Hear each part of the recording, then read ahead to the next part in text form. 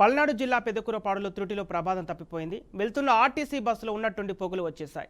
వెంటనే అప్రమత్తమైన డ్రైవర్ బస్సును నిలిపివేశారు. గుంటూరు నుండి ప్రయాణికులతో క్రోసూరుకు బయలుదేరింది. బస్సు అమరావతి సమీపంలోకి వచ్చేసరికి బస్సు టైర్కి బ్రేకులు డమ్ములు కొట్టుకుపోయి పొగ వచ్చింది.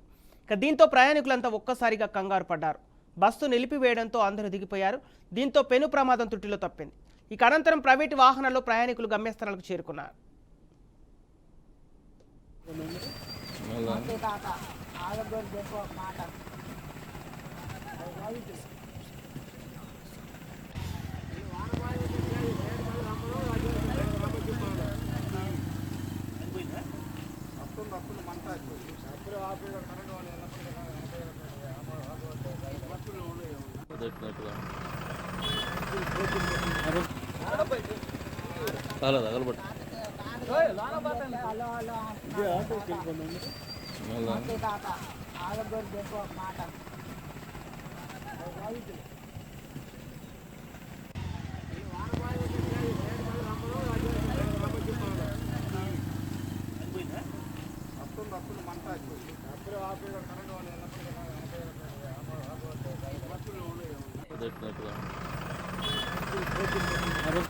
Apa